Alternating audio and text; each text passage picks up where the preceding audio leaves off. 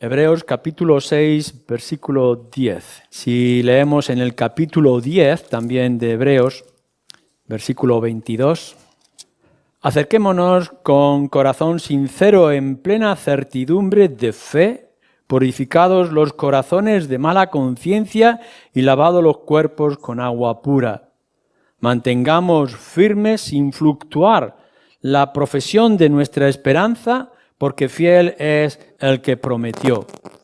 Y considerémonos unos a otros para estimularnos al amor y a las buenas obras, no dejando de congregarnos como algunos tienen por costumbre, sino exhortándonos, y tanto más cuando veis que aquel día se acerca. Creemos que la palabra que tenemos ante cada uno de nosotros en esta mañana es palabra de Dios revelada.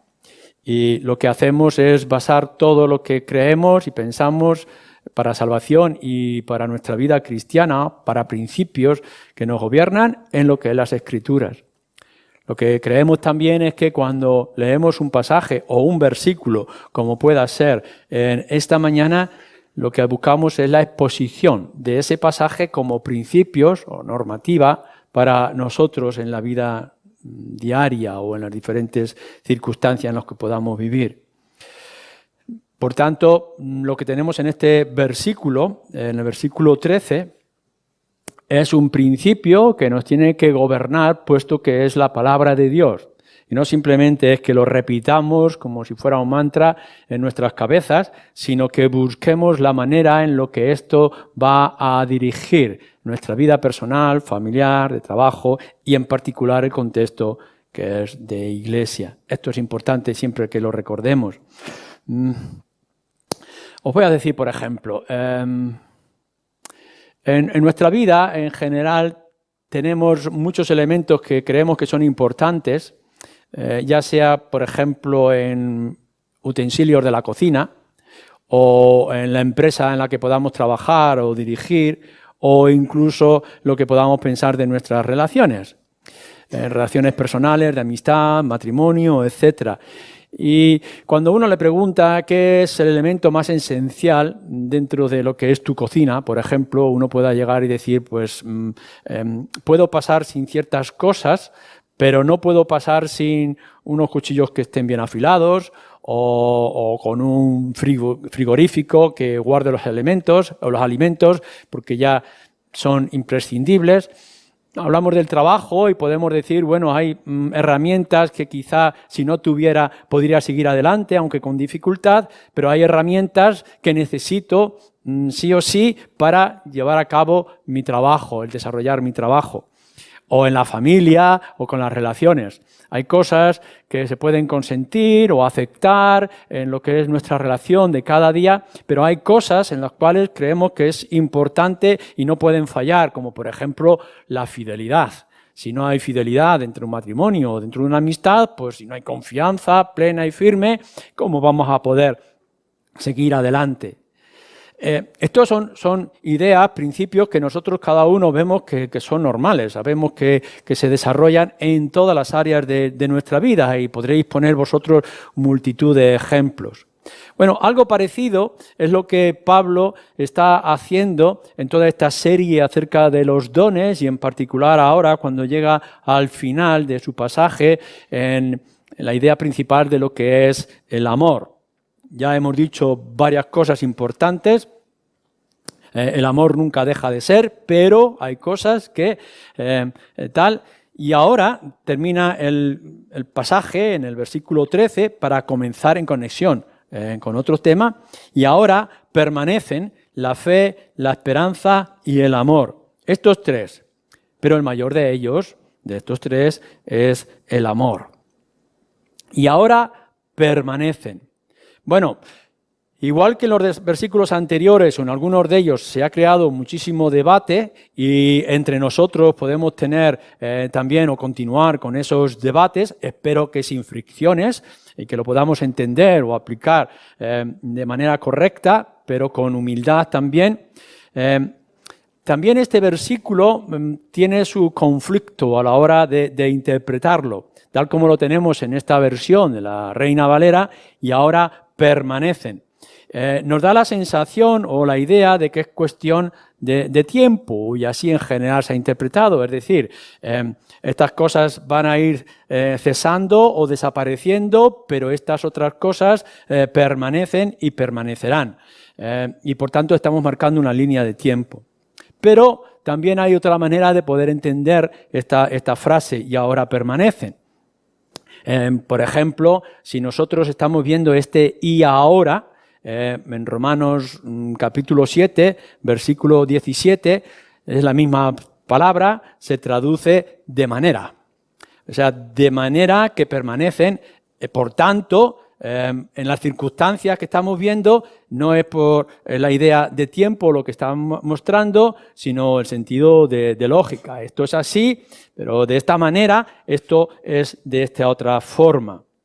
Y cuando miráis en la palabra de permanecer, que nos está marcando también una idea del tiempo en nuestras versiones, podríamos traducirlo como hace también el mismo Pablo en 2 de Timoteo. Nosotros traducimos la misma palabra de Pablo en 2 de Timoteo, capítulo 3, versículo 11, en persistir.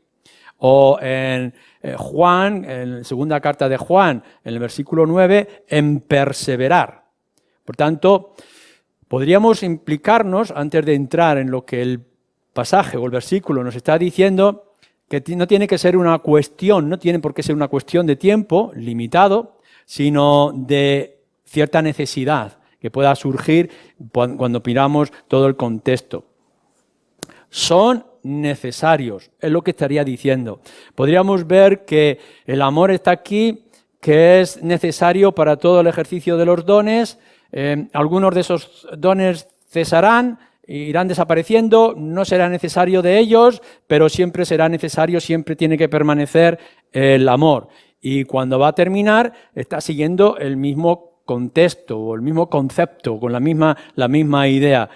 No es tanto de que un día todos desaparecen, pero estos van a seguir hasta el final, sino que de esta misma manera, igual que está hablando del amor, ¿no? Cuando lo hemos dicho en el versículo 8, el amor nunca deja de ser, pues de esta misma manera sigue siendo necesario y aplicable en nuestras vidas lo que pensamos que es fundamento, cosas esenciales con las cuales no podríamos seguir adelante: la fe, la esperanza y el amor.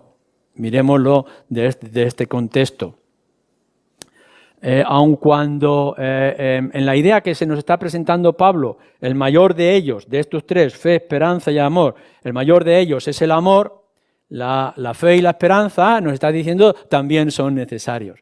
Entonces uno podría pensar, hay cosas que son buenas y que tenemos que buscar para la edificación de la iglesia, siempre y cuando vayan acompañadas de este elemento que es el del amor. Ya lo hemos dicho en los 3 primeros versículos.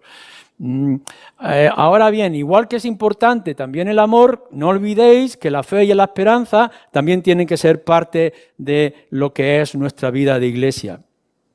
Al menos cuando Pablo está escribiendo su carta, los dones de los que está señalando, los ejemplos que está poniendo, tanto en el capítulo 12 como en el versículo 13, son dones que eran permanentes, estaban allí. Es decir, cuando lo aplicamos en el contexto de naturalizar el ejercicio de los dones del Espíritu en nuestras vidas, no está diciendo Pablo, ya han desaparecido, yo ya no los necesito porque tengo estas 3 cosas, sino que son parte real de nuestras vidas, pero aun cuando estos no estuvieran, es necesario, hermanos de Corinto y por tanto también hermanos de la calle Santa Teresa de Ciudad Real del siglo XXI, pero no podemos pasar sin el amor y a la misma vez sin la fe y sin la esperanza. Esta es la idea que posiblemente Pablo nos está diciendo a cada uno de nosotros.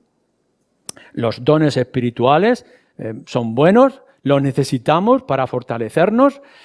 Cuando no los estamos haciendo en exceso en el sentido de nuestra vida normal y diaria que podemos estar viviendo como iglesia en el contexto del culto y de adoración.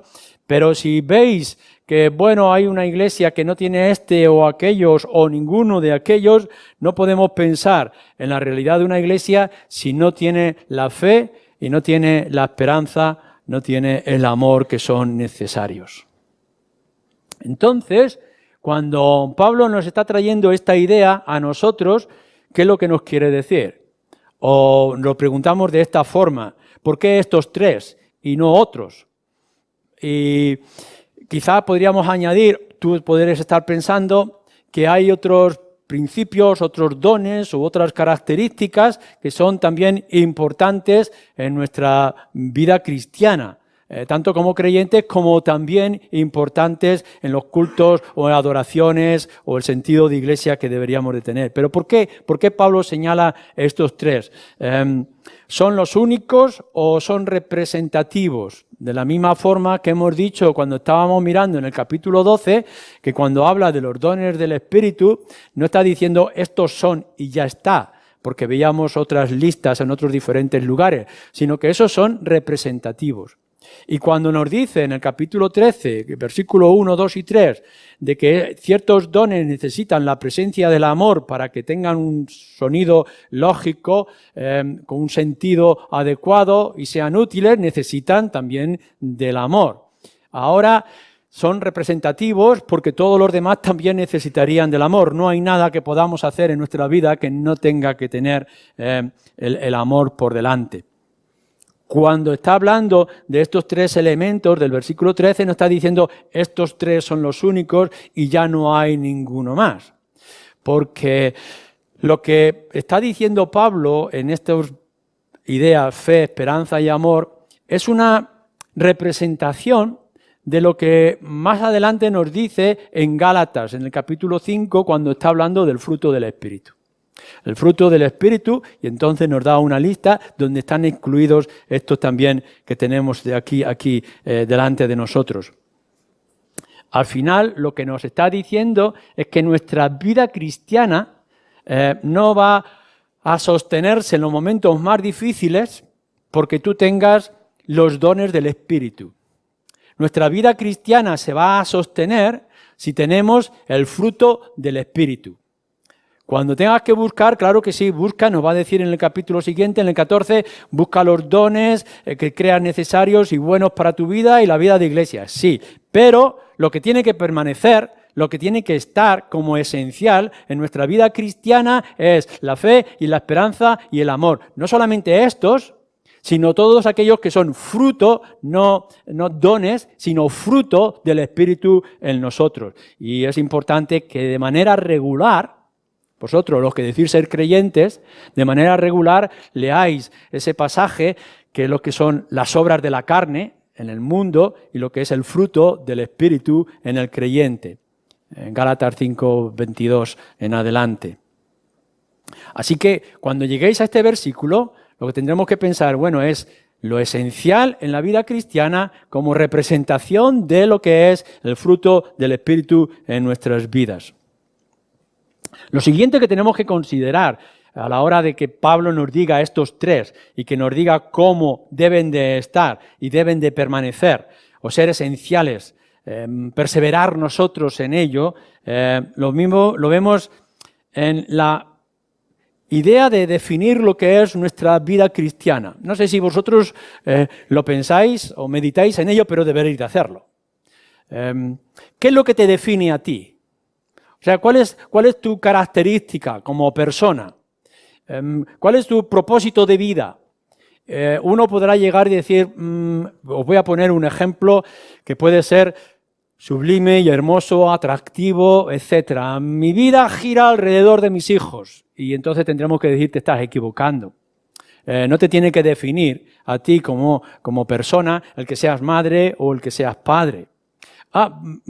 Voy a dañarlo un poquito. A mí me define, mi característica es mi trabajo, es el desarrollar mis talentos en este mundo e intentar mejorar circunstancias a tu alrededor. Y puedes estar pensando, vale, esto es muy bueno, pero si esto te define, estás perdiendo algunas características que son esenciales. Como personas y como creyentes, lo que a nosotros nos define, esto es importante, sobre todo para los jóvenes que estáis empezando como creyentes, lo que a nosotros nos debe de definir es el Señor Jesucristo. Nuestra identidad no está en nuestro sexo, no está en nuestro trabajo o en nuestras capacidades o en nuestras relaciones que están en nuestro alrededor, sino que pensamos como individuos que ahora lo que a mí me tiene que definir, lo que tiene que distinguirme, por lo cual me tienen que conocer es por ser discípulo, seguidor, testigo del Señor Jesucristo.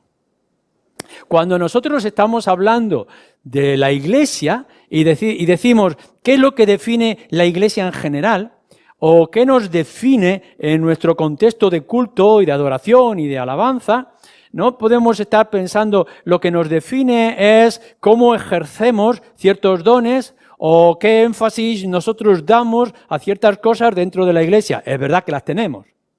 Es decir, que nosotros tenemos ciertas características por el siglo en que estamos, por la ciudad, el contexto occidental, etcétera, etcétera. Tenemos unas características diferentes a las que podamos tener en Latinoamérica o en Asia o en cualquier otro lugar, en el siglo pasado o en el siglo presente. Es verdad que hay ciertas cosas que nos señalan.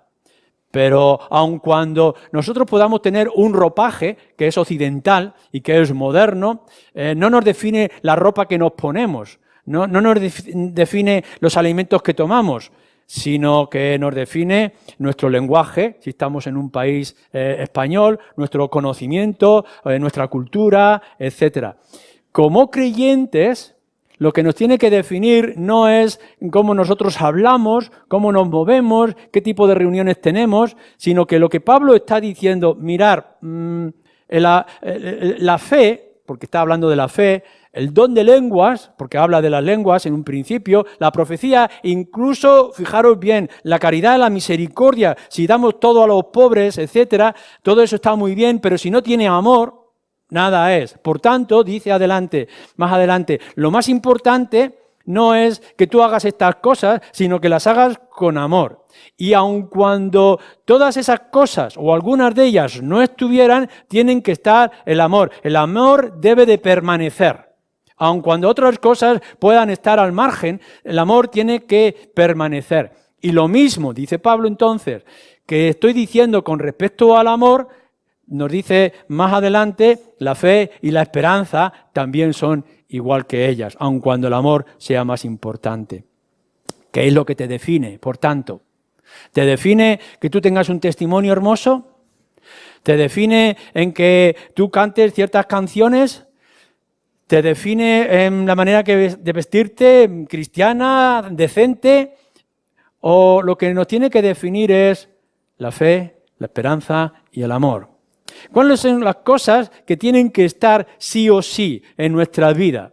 La fe, la esperanza y el amor. Desde aquí vamos a enfatizar una y otra vez lo importante que es el compromiso cristiano, el activismo. Hay que tener actividad. Hemos dicho muchas veces que nuestro cristianismo no es teoría, nuestro cristianismo es práctica. Por vuestras obras conocerán que sois mis discípulos. O si os amáis unos a otros, entonces sabrán que sois mis discípulos. Entonces, es actividad. Hay cosas que son necesarias que hagamos en nuestra vida cristiana.